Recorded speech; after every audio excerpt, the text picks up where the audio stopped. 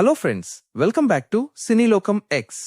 2025 జనవరి 10న వచ్చిన గేమ్ చేంజర్ అటర్ ఫ్లాప్ తర్వాత రామ్ చరణ్ నుంచి వస్తున్న సినిమా ఇది.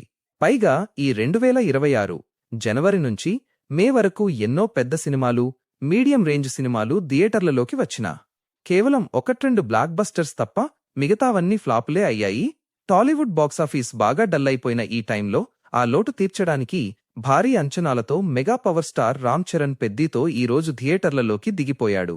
ఉప్పెన డైరెక్టర్ బుచ్చిబాబు తీసిన ఈ సినిమా 3 గంటల 7 నిమిషాల లాంగ్ రన్ టైంతో వచ్చింది. అసలు కథ విషయానికి వస్తే, పెద్ది రామ్ చరణ్ విజయనగరం జిల్లాలోని ఒక కొండ ప్రాంతానికి చెందిన కుర్రాడు. ఆ ఊరికి పేరుగాని గుర్తింపుగాని ఉండదు.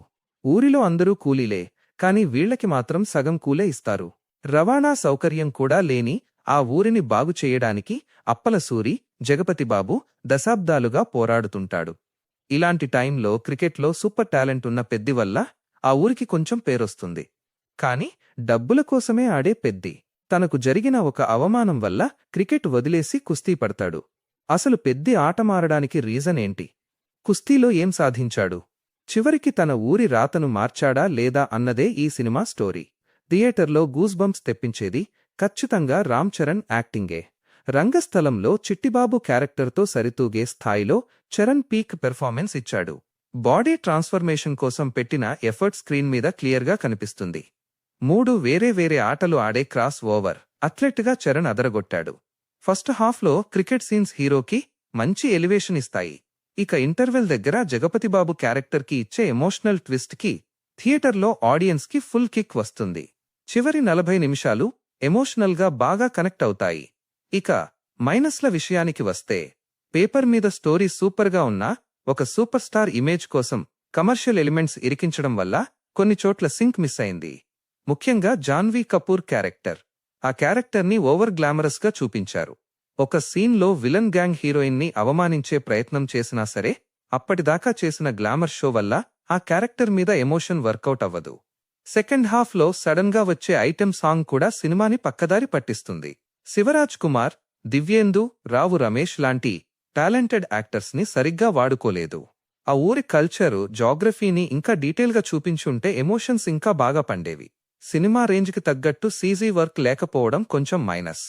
ఇక ఈ సినిమాని ఫ్యామిలీతో కలిసి చూడొచ్చా అంటే, మెయిన్గా ఇది స్పోర్ట్స్ అండ్ ఎమోషనల్ డ్రామా కాబట్టి థియేటర్కి వెళ్ళొచ్చు. కానీ హీరోయిన్ జాన్వీ కపూర్ ట్రాక్లో గ్లామర్ డోస్, రొమాన్స్ కొంచెం ఎక్కువే ఉన్నాయి. ఆ స్పెషల్ సాంగ్స్, రొమాంటిక్ సీన్స్ దగ్గర ఫ్యామిలీతో చూసేటప్పుడు కొంచెం అన్కంఫర్టబుల్గా ఫీల్ అవ్వచ్చు. ఆ ఒక్క ట్రాక్ని పక్కన పెడితే మిగతా స్టోరీ అంతా పిల్లలు, పెద్దవాళ్లతో కలిసి హ్యాపీగా ఎంజాయ్ చేయగలిగే సినిమానే. ఫైనల్గా చెప్పాలంటే, చిన్న లోపాలు ఉన్నా సరే 3 గంటలకు పైగా లాంగ్ రన్ టైంలో ఎక్కడా ఆడియన్స్ బోర్ ఫీల్ అవ్వకుండా సినిమా సాగిపోతుంది. పెద్ది అనే క్యారెక్టర్లో రామ్ చరణ్ పెట్టిన ప్రాణం సినిమాని ఖచ్చితంగా నిలబెట్టింది. ట్రైలర్లో ఆటే నా గుర్తింపు సారు అంటాడు, కానీ సినిమా చూశాక ఆటను మించిన ఆటగాడిగా రామ్ చరణ్ కనిపిస్తాడు. రామ్ చరణ్ ఫ్యాన్స్కి, స్పోర్ట్స్ డ్రామాస్ ఇష్టపడేవాళ్లకి ఇది పక్కా సాటిస్ఫై చేసే బొమ్మ. లాస్ట్గా ఒక క్వశ్చన్: రామ్ చరణ్ పెద్ది లాంగ్ రన్లో 1000 కోట్లు కొడుతుందా, లేదా సూపర్ హిట్తోనే ఆగిపోతుందా? మీ ప్రెడిక్షన్ ఏంటో కింద కామెంట్స్లో చెప్పేయండి. వీడియో నచ్చితే లైక్ చేసి మన సినీలోకం ఎక్స్ ఛానల్ని సబ్స్క్రైబ్ చేసుకోండి.